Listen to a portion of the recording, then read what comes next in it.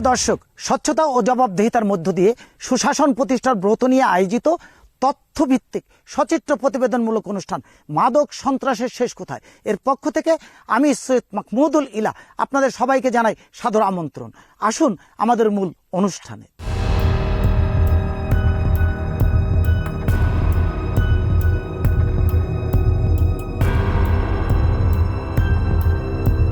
কুয়াশার চাদর ভেদ করে রৌদ্রোজ্জ্বল দিনে টিম মাদক সন্ত্রাসের শেষ কোথায় ছুটে চলেছে সীমান্তের উদ্দেশ্যে। বিজিবির এনায়েতপুর বিওপি থেকে যুক্ত হবেন বিজিবি সদস্যরা। বন্ধুর পথ পাড়ি দিয়ে যেতে হবে সীমান্তের সুনির্দিষ্ট অঞ্চলে, যেখানে তথ্য রয়েছে মাদক চোরাচালানের। কখনো সমতলে, কখনো ধান খেতে, কখনো পায়ে হেঁটে কিংবা সাইকেল মোটরসাইকেল নিয়ে দিনের পর দিন ছুটে চলছে সীমান্ত এলাকায় বাংলাদেশ বর্ডার গার্ড। দর্শক, বলছি দিনাজপুর বর্ডার গার্ড ব্যাটালিয়ন 42 বিজিবির কথা, যাদের মূল লক্ষ্যই সীমান্ত এলাকায় মাদক ও চোরাচালান বন্ধ আর সীমান্ত হত্যা বন্ধ করা। স্থানীয় অনেকেই এখনো চালিয়ে যাচ্ছেন মাদকের ব্যবসা। সে সকল মাদক কারবারির কাছে এরই মধ্যে বিজিবি হয়ে উঠেছে এক আতঙ্কের নাম। সীমান্তবর্তী এলাকা, চারিদিকে সীমান্ত, মাদক আনা নেওয়া খুব ইজি, এবং আমরা যেটা বুঝতে পারি যে ওই বর্ডারের ওই পাশ থেকে কিছু চোরাকারবারি মাদক ব্যবসায়ী এই রোডটাকে তাদের নিরাপদ মাদকের জন্য, আনাগোনার জন্য, মাদক এখানে বাংলাদেশে পাচার করার জন্য একটা নিরাপদ সড়ক হিসাবে গ্রহণ করে। আমরা সামাজিকভাবে আমরা চেষ্টা করতেছি যে আমরা বিশেষ করে ইয়াং জেনারেশনদেরকে অন্যদিকে খেলাধুলা সহ সাংস্কৃতিক বিভিন্ন পাঠদান সহ তাদেরকে আমরা সচেতন করে তোলার চেষ্টা করতেছি, যাতে মাদক থেকে যুব সমাজ ফিরে আসতে পারে। আমি মনে করি যে এই মাদকের থাবা থেকে বাঁচাতে হলে আমাদের পাশাপাশি অভিভাবকদেরও সচেতন হতে হবে। আমরা আস্তে আস্তে আমাদের কিছু কর্মসূচি গ্রহণ করতেছি, সামাজিকভাবে, রাজনৈতিকভাবে, ধর্মীয় বিভিন্নভাবে আমরা চেষ্টা করতেছি। পাশাপাশি আমি মনে করি যে এখানে আইনশৃঙ্খলা বাহিনীর গুরুত্বপূর্ণ ভূমিকা রয়েছে। টিম মাদক সন্ত্রাসের শেষ কোথায়ের কাছে তথ্য আসে এবার ধান ক্ষেত দিয়ে মাদক নিয়ে আসার। বিজিবির সাথে অবস্থান নেয় আমাদের ক্যামেরাও। দূর থেকে দেখতে পাই কয়েকজন ব্যক্তি মাথায় সাদা বস্তা নিয়ে ধান ক্ষেত দিয়ে এগিয়ে আসছে। বিজিবির সন্দেহ হলে কাছে আসা মাত্রই হুইসেল দিলে তারা পালিয়ে যায়, কিন্তু ফেলে যায় কয়েকটি বস্তা। উদ্ধার হয় মাদক। প্রিয় দর্শক, আমরা এই মুহূর্তে একটি ঘটনা আপনাদের সামনে উপস্থাপন করব। আমাদের বিজিবির সদস্য ভাইরা সেই রাত 4টার থেকে একটি খবরের ভিত্তিতে এই সীমান্ততে টহলরত অবস্থায় ছিলেন। আমরা দেখতে পেলাম যে কিছু লোক ঘাস কেটে ফিরছিলেন। ঠিক তাদেরকে চ্যালেঞ্জ করার সাথে সাথে ঘাসের বস্তাগুলো ফেলে চলে যান, এবং সেই বস্তাগুলোর ভিতরে কি ছিল আমরা সেই বিষয়টা একটু জানি। আমরা কথা বলছি এখানে যিনি দায়িত্বরত কর্মকর্তা আছেন তার সাথে। কি নাম আপনার? আমি Subedar Noor Alam, company commander Enayetpur BOP. এই যে আমরা দেখলাম যে বেশ কিছু লোক এই ঘাসের বস্তাগুলো ফেলে রেখে চলে গেল, এবং আপনারা এদেরকে কেন চ্যালেঞ্জ করলেন? আমরা একটা ইনফরমেশন পেয়েছি যে যারা ঘাস কাটতে যায় তারা নতুন করে একটা টেকনিক অবলম্বন করছে। তারা ঘাস কাটার অভিনয় করে ঘাসের মধ্যে করে তারা ফেন্সিডিল মাদক পাচার করে। তা আমরা ইনফরমেশন পেয়ে শালবাগানে আমরা অবস্থান নেই, অ্যাম্বুশ করি, এবং যখন তারা কাছাকাছি এসে গেছে আমরা একটা পরিকল্পনা করছি যে তাদেরকে আমরা এভাবেই আটক এবং উদ্ধার গ্রেপ্তার করব।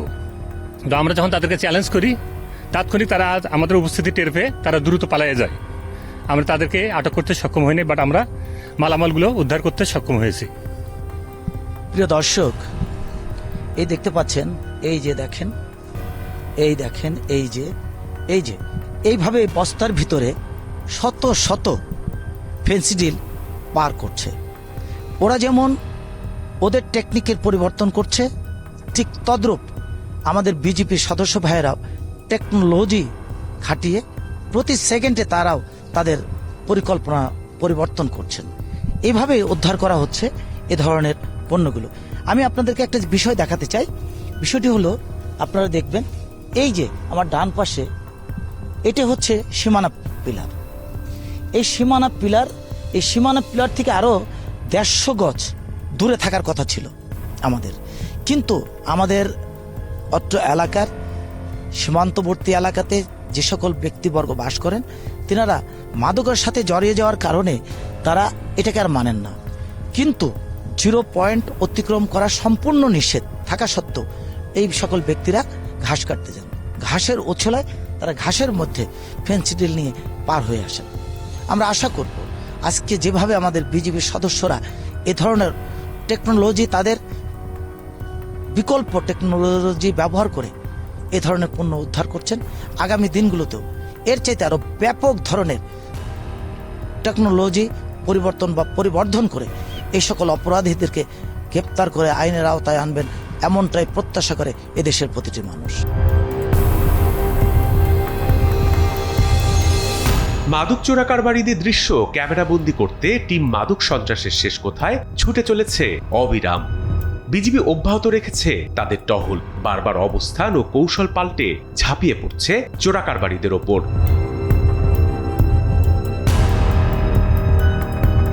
সোর্সের তথ্য মোতাবেক চোরা কারবারিদের ধরতে এবার পুকুরের পাড় ঘেঁষে বিজিবির অবস্থান। এবার বিজিবির সন্দেহ হলে কাছে আসা মাত্রই হুইসেল বাজে। এবারও ফেলে যায় কয়েকটি বস্তা, উদ্ধার হয় মাদক।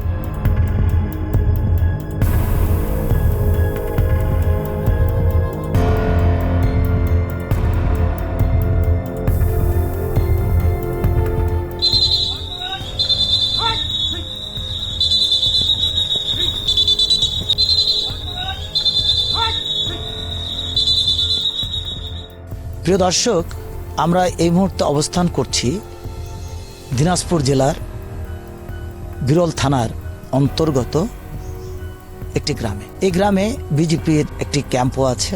আমরা দীর্ঘ সময় অপেক্ষায় ছিলাম বিজেপির সদস্য ভাইদের সাথে। তিনারা আমাদেরকে বলেছিলেন একটু অপেক্ষা করেন, ধৈর্য ধারণ করেন, আমরা সত্যি সত্যি আটক করতে সক্ষম হব। এবং কিসের ভিত্তিতে বা কি সোর্সের মাধ্যমে ওনারা এমন সত্যিকার অর্থে আমাদেরকে বলেছিলেন আমরা জানি না। তবে আমাদের ধৈর্যের যখন বাঁধ ভেঙে যাচ্ছিল, ঠিক সেই সময় কাঙ্ক্ষিত ঘটনাটি ঘটে গেল। আমরা দেখতে পেলাম দুজন চোরা কারবারির, মাথায় একজনের কাঁধের উপর একটা বস্তা, আরেকজন রাস্তার ডাইনে বায়ে পরীক্ষা নিরীক্ষা করছে যে আসলে এখানে কিছু হচ্ছে বা কিছু বিজিবির সদস্য আছেন কিনা। এবং তাদের সিগন্যালের পরবর্তী পর্যায়ে তারা যখন পণ্যটি নিয়ে এইরকম বাংলাদেশের সীমানার অভ্যন্তরে প্রবেশ করেন, ঠিক তখনই বিজিবির সদস্য ভাইরা তাদেরকে আটক করেন। কি পেলেন আর কি সেখানে সময়ের ঘটনা, আমরা সে বিষয়টি এখন সেই বিজিবির ভাইদের কাছ থেকেই জেনে নেব। এই যে দেখলাম আপনারা যে ফাঁদ পেতে বসে আছেন, ফাঁদ পেতে বসে থাকার কারণটা কি বা কিসের ভিত্তিতে আপনারা ফাঁদ পেতে বসেছিলেন? আমি আমার টহল দলকে নিয়ে নিয়মিত টহলে বাহির হই। ইতিমধ্যেই আমাদের নিজস্ব গোয়েন্দা এবং সিভিল সোর্স আমাদের ওদের সংবাদের ভিত্তিতে, গোপন সংবাদের ভিত্তিতে আর কি, আমরা জানতে পারি যে দুইজন ব্যক্তি ভারত থেকে কিছু মাদক নিয়ে বাংলাদেশের অভ্যন্তরে প্রবেশ করবে। এই যে আমরা দেখতে পেলাম যে এদেরকে আটক করলেন এবং কি পেলেন সেখানে? তো আমরা দীর্ঘ সময় অপেক্ষা করি, ফাঁদ পেতে বসে থাকে। দীর্ঘ সময় অপেক্ষার পর এক পর্যায়ে আমরা দুইজন ব্যক্তিকে আমাদের ফাঁদের ভিতরে আসলে আমরা তাদেরকে চতুর্দিক থেকে অ্যাটাক করে আটক করতে সক্ষম হই। একটি বস্তা সহ বস্তা খুলে দেখতে পাই 150 বোতলের মতো, আনুমানিক 150 বোতল হবে ফেন্সিডিল। এই যে আপনারা সত্যিকার অর্থে যে মাদক পেলেন এবং মাদক কারবারিদেরকে আপনি আটক করলেন, এরপর আপনারা কি করছেন? এরপরে আমরা আমাদের নিয়ম অনুযায়ী আমরা এখানে সিজার লিস্ট তৈরি করব এবং আমাদের ঊর্ধ্বতন কর্মকর্তাকে অবগত করব। অবগত করার পর ঊর্ধ্বতন কর্মকর্তার নির্দেশনা মোতাবেক আইনের ব্যবস্থা গ্রহণের জন্য ব্যবস্থা নেব।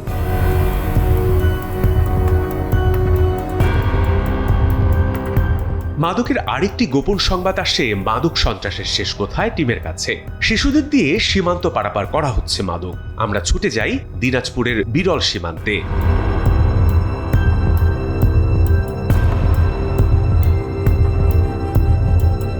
নিউজ 24-এর ক্যামেরায় ধরা পড়ল বিজিবির নিয়মিত টহল, দূরবীন দিয়ে পর্যবেক্ষণ।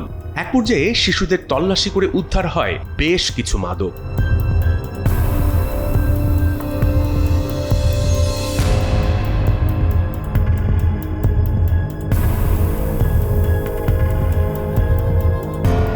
এগুলো কি জিনিসটা কি? টেপেন্ডাল ট্যাবলেট মনে হয়, মানে ইন্ডিয়ান টেপেন্ডাল ট্যাবলেট, মাদক মাদক জাতীয় আর কি। আচ্ছা, এটা কোথায় পেলেন?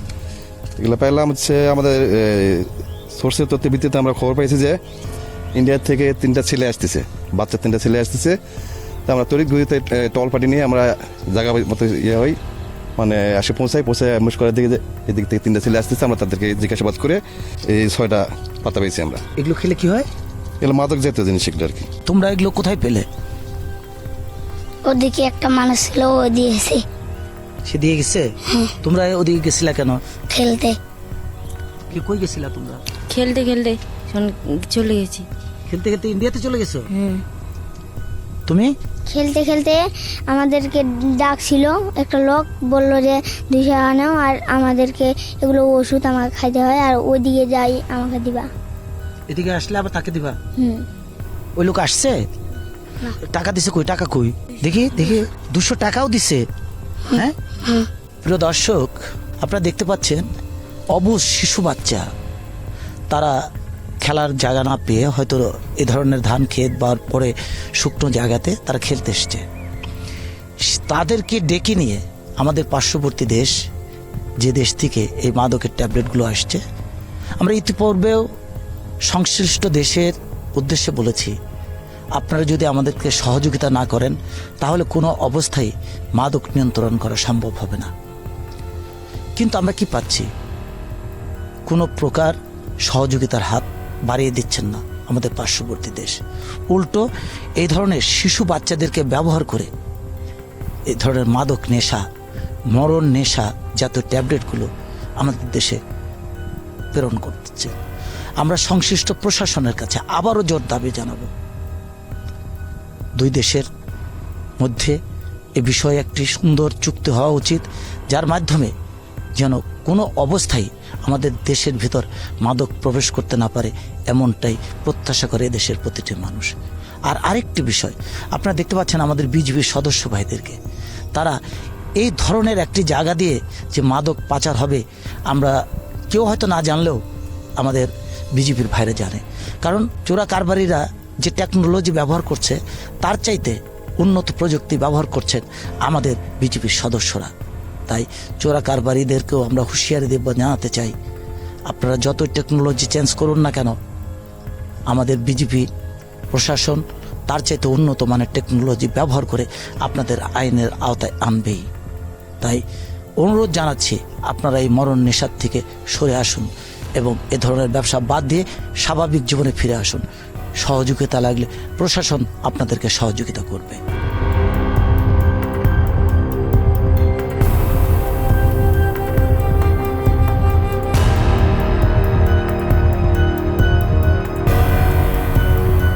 অনুষ্ঠানের এ পর্যায়ে নিচ্ছে একটা ছোট্ট বিরতি। ফিরে আসছি বিরতির পর। বিরতির পর আবার স্বাগত মাদক সন্ত্রাসের শেষ কোথায়। টিম মাদক সন্ত্রাসের শেষ কোথায় এবার কথা বলতে চায় একদল মাদক সেবীদের সাথে। প্রিয় দর্শক, আপনারা দেখতে পাচ্ছেন আমরা সীমান্তবর্তী এলাকায় এসেছি। রাত্রি এখন প্রায় 2টোর মতো বাজতে চলেছে। যখন আমরা এসেছি তখন এইখান দিয়ে যেতে আমরা দেখতে পাই কিছু লোক গোল হয়ে বসে কি যেন করছে। আমরা এগিয়ে এসেছি তাদের কাছে এবং কি করছে আমরা একটু জেনে নিই। ভাই একটু বসি, কি খাচ্ছেন আপনারা? এটা ভাই গাঁজা। হ্যাঁ, গাঁজা খাচ্ছেন? কোথেকে আসছেন আপনারা? ভারত থেকে। ভারত থেকে আসলেন? এরা 2টার সময় কি করবেন, আমাদের কাজেই। হ্যাঁ, ওদের কাজেই। আবার ওই জন্য বস্তাও দেখি ভরা। গেলে কি এর বস্তার ভিতরে? ওগুলো আপনার শোনা লাগবে না। এগুলো শোনা লাগবে না? আচ্ছা, তাই আমার একটু দেন না গাঁজা একটু। হ্যাঁ? ওগুলো খাইতে পারবেন না। আপনারা খান কেন? আমরা খাই, আমরা ঘুম জাগি, রাইতে কাজ করি, আমাদের খাওয়া লাগে। কিন্তু এটা যে আপনারা খাইতেছেন, আপনাকে বউ বাচ্চা কিছু বলে না? বললে কি, খাওয়া তো লাগবেই। এটা খাওয়া কি ভালো? ভালো না হলে এখন তো ছাড়তে তো পারি না। এই সকল কাজ থেকে বাদ দেয় না? অনেকেই তো সরে এসছে, ভালো হয়েছে। কি বাদ দেওয়া যায় না? না, বাদ দেওয়া তো যায় না, খেয়ে খেয়ে অভ্যাস হয়ে গেছে। অভ্যাসটা পরিত্যাগ করতে হবে তো। হ্যাঁ?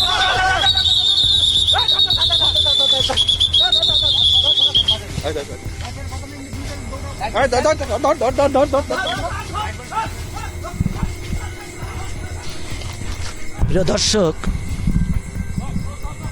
আমি যখন তাদের সাথে কথা বলছি ঠিক সেই মুহূর্তেই চলে এসছেন বিজিবির সদস্য ভাইয়েরা, তাদের নিয়মিত টহলেরই একটি অংশ। এরা পালিয়ে যায় তাদের এখানে স্যান্ডেল সমস্ত কিছু রেখে, এবং দুটি বস্তাও এখানে তারা ফেলে রেখে যায়। এবং আমরা দেখতে চাই যে বস্তাগুলো কি।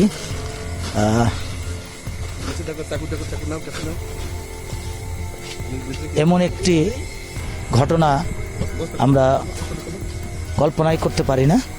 এরকম একটি ফাঁকা জায়গায় রাত 2টায় যদি কেউ একজন আরেকজনকে মেরেও ফেলে, কেউ কোনো তথ্য কি পেলেন এখানে? ফেন্সিডিল পাইলাম। আর এটার ভিতরে কি পেলেন? এটার ভিতরে মদ আছে, এখানে মদ। প্রিয় দর্শক, এই যারা এখানে গাঁজা সেবন করছিলেন তাদের ফেলে যাওয়া বস্তার ভিতরে, এর ভিতরে ফেন্সিডিল, এখানে দেখা যাচ্ছে মদ। এই যে বিষয়গুলো, সবকটা বিষয়ই একটু মানে গভীরে গিয়ে ভাবতে হলে পারে আপনারা নিজেরাও চিন্তিত হয়ে পড়বেন। কিন্তু তারপরেও বিজিবির সদস্য ভাইয়েরা রাত দিন তারা নিয়মিত পাহারা দিয়ে যাচ্ছেন। আমরা এখানেই পেয়েছি বিজেপির ঊর্ধ্বতন কর্মকর্তাবৃন্দকে, আমরা তাদের সাথে কথা বলবো। আপনি কিসের তথ্যের ভিত্তিতে এই অভিযান পরিচালনা করলেন? আমাদের নিজস্ব ইন্টেলিজেন্স এবং সিভিল সোর্সের মাধ্যমে আমরা তথ্য পাই যে এলাকায় মাদকদ্রব্য আসার সম্ভাবনা আছে এবং কয়েকজন মাদক চোরা কারবারি তারা মাদকদ্রব্য বহন করবে। এই তথ্য পাওয়ার পরে আমরা এখানে একটা বিশেষ টহল পরিচালনা করি, এবং এই বিশেষ টহল পরিচালনা করার পরে আপনারা দেখতে পাচ্ছেন যে আমাদের একটা সাফল্য আছে। এখানে আমরা কিছু মাদকদ্রব্য আটক করতে সক্ষম হই, যেটা আমাদের কাছে ইনফরমেশন ছিল। এই যে আপনাদের এরকম ধরনের ইনফরমেশন আপনারা পাচ্ছেন এবং সেটাকে কতটুক সত্যতা মনে করে আপনারা অভিযান পরিচালনা করে থাকেন?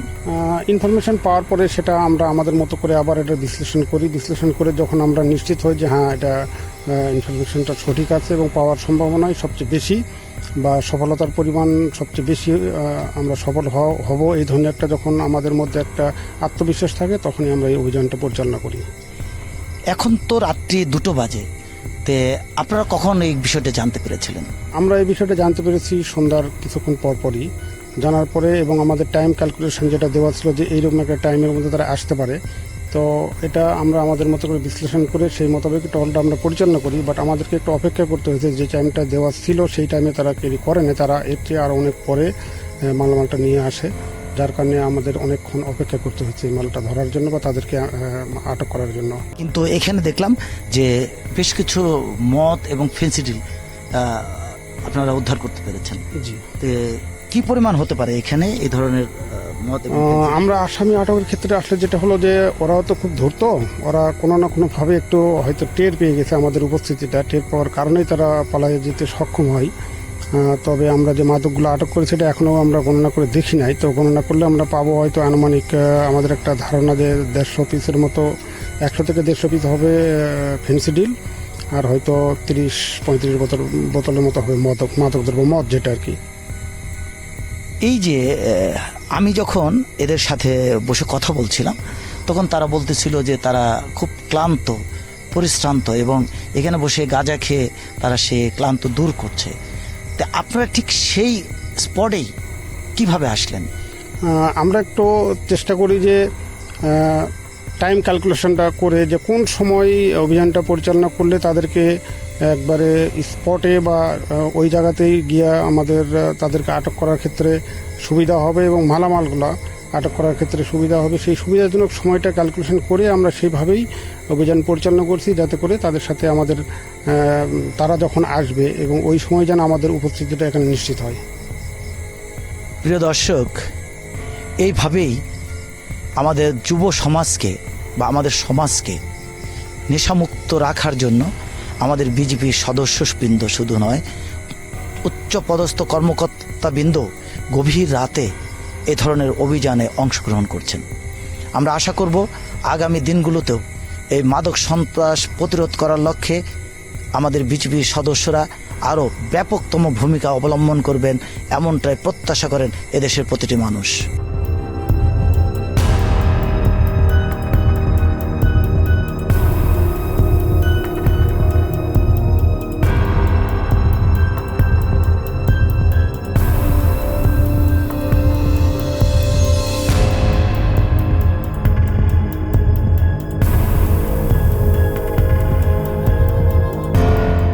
আপনার কাছে মাদক সংশ্লিষ্ট যে কোনো তথ্য থাকলে আমাদের ইমেইল করুন।